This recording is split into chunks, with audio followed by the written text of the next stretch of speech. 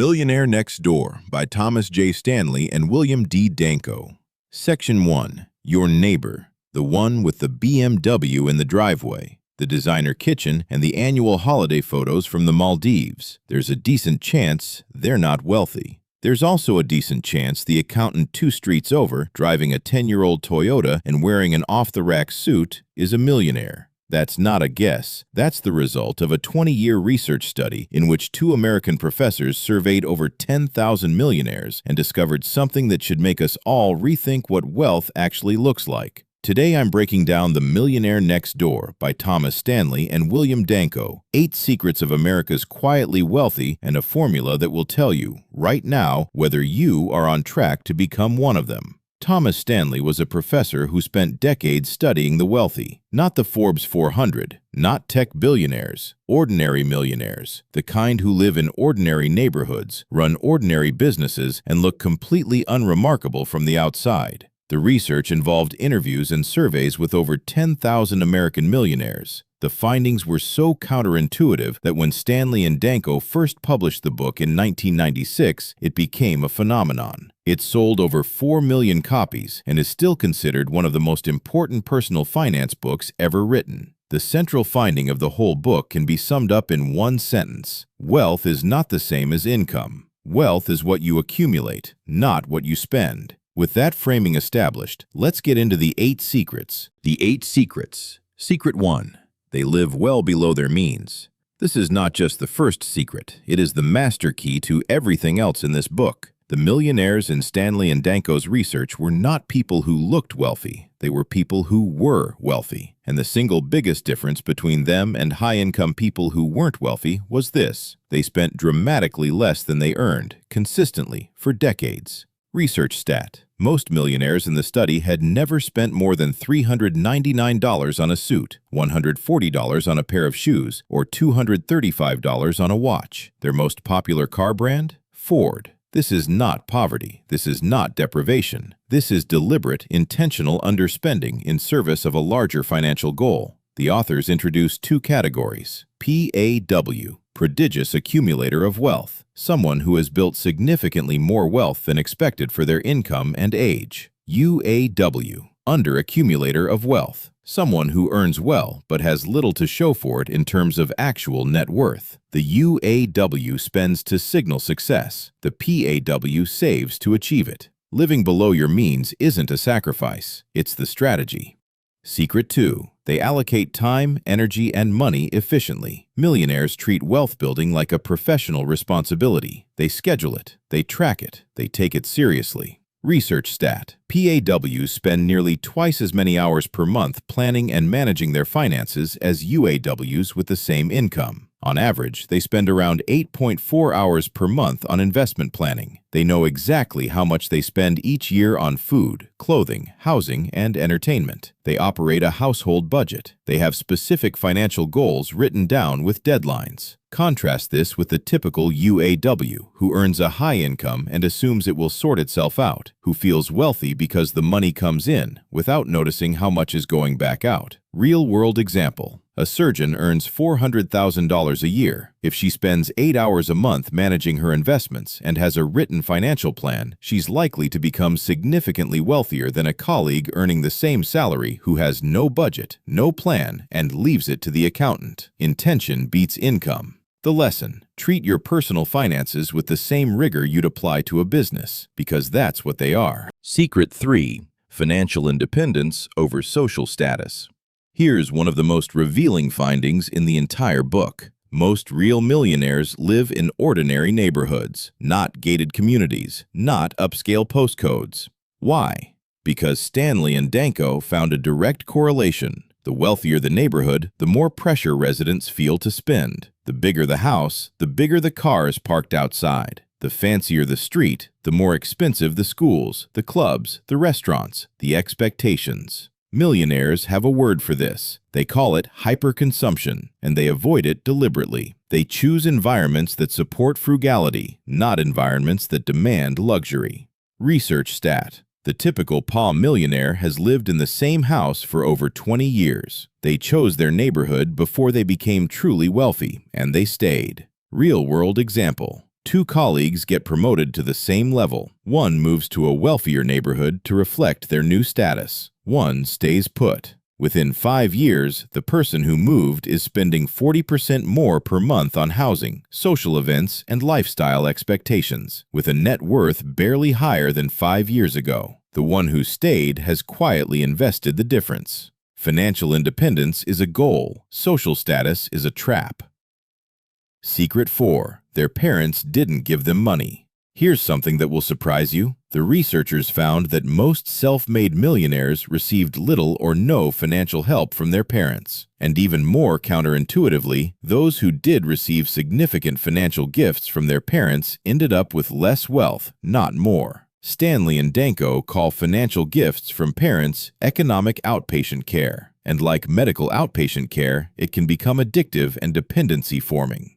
Research stat. In the study, adult children who regularly received cash gifts from their parents accumulated only about half the wealth of those who received no such support, despite having similar incomes. The mechanism is straightforward. When money arrives without being earned, the urgency to earn and save it yourself evaporates. The discipline that builds wealth, delayed gratification, budgeting, smart decision-making, only develops under pressure. Remove the pressure and you remove the growth. The most valuable financial gift parents can give is not money. It's financial education and the expectation of self-sufficiency. Secret 5. Their children are economically self-sufficient. This follows directly from the previous secret. Wealthy parents who understand the economic outpatient care trap are very deliberate about how they support their children. They teach financial discipline, not financial dependence. They encourage careers with solid earning potential. They set clear expectations about self-sufficiency. They don't subsidize a lifestyle their children can't sustain independently. The key distinction: they give time, knowledge, and opportunity rather than cash. A wealthy parent who pays for their child's business education is investing in earning capacity. The same parent writing monthly checks to cover living expenses is eroding it. Raising financially independent children isn't harsh parenting. It's the most powerful gift you can give them. Secret 6. They are proficient in targeting market opportunities. Here's something you probably didn't expect. When Stanley and Danko looked at what industries their millionaires worked in, they didn't find finance, technology, or entertainment. They found welding contractors, pest control operators, coin and stamp dealers, farmers, cleaning contractors, janitorial services, what the authors call dull normal businesses. Research stat. Roughly 2/3 of the millionaires in the study were self-employed. Most ran small businesses in unglamorous industries with steady demand, low competition, and healthy margins. The pattern is consistent. They identified a niche with reliable demand, became the best in their local market at serving it, kept costs low, reinvested profits, and compounded over decades. They didn't need a sexy industry. They needed a profitable one. Real-world example. In almost every town, there is a quietly wealthy plumber, electrician, or building contractor. They drive a work van, not a sports car. Their business is not glamorous, but they have worked steadily for 25 years, charged fair prices, invested their profits, and now have a net worth that would shock most of their peers. The lesson: choose an industry where you can be excellent and profitable, not one that sounds impressive. Boring businesses build extraordinary wealth. Secret 7. They chose the right occupation. This secret is more nuanced than it sounds. It's not simply get a high-paying job. Stanley and Danko distinguish between two types of affluence. Income statement affluent. High earners who spend everything they earn. They have an impressive salary and very little net worth. Balance sheet affluent. People who convert income into lasting net worth over time. These are the real millionaires. A lawyer earning $300,000 a year with $50,000 in savings is income statement affluent.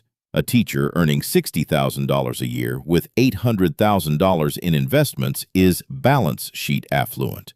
The research shows clearly which group is happier and more financially secure. The right occupation matters, but only in combination with the financial habits that convert income into wealth. A high income is the accelerant. The habits are the fuel. Secret 8. the PAW formula. Are you wealthy? This is the part of the video I want you to actually pause and do yourself. Stanley and Danko created a formula that tells you whether your current net worth matches what it should be given your age and income. They call it the expected wealth formula. The formula: multiply your age by your annual pre-tax household income. Divide by 10. That number is your expected net worth. Example: you are 40 years old. You earn $80,000 a year. 40 times 80,000 equals 3,200,000.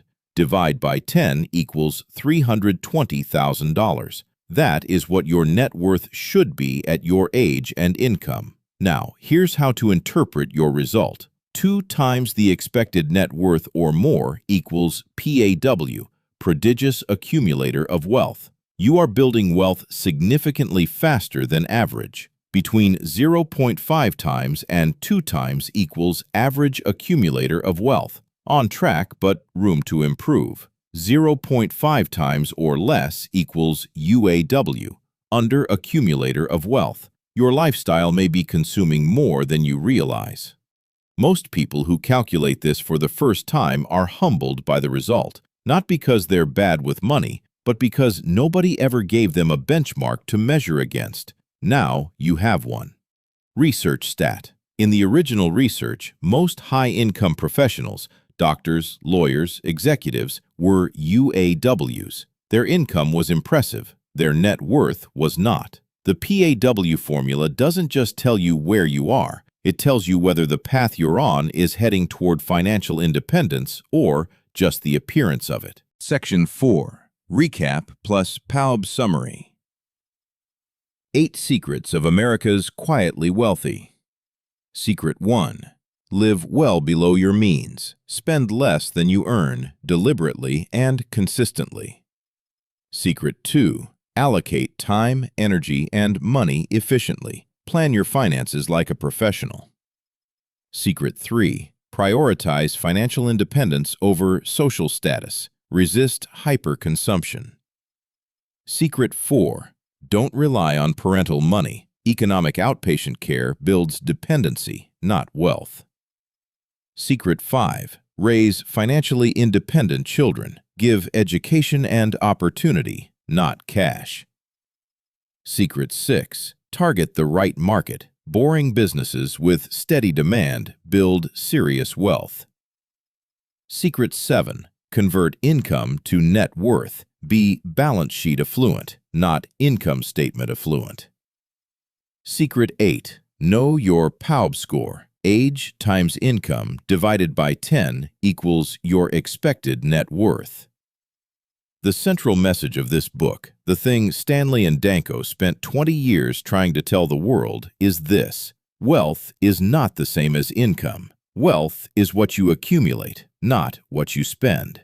Most people are trying to look wealthy. The millionaire next door is too busy becoming it. If this resonated, the book is absolutely worth reading in full. It's packed with more data and case studies than I could cover here. If you want the complete financial education toolkit, this book pairs perfectly with 2 I've already broken down on this channel. Rich Dad, Poor Dad, which tells you what to do with money, and The Psychology of Money, which explains why we often don't. Both are linked in the description and at the end of this video. Subscribe for a new book breakdown every week. And drop a comment below. What's your PAW score? Are you a PAW, an average accumulator, or a UAW? Be honest. I read every single reply. See you in the next one.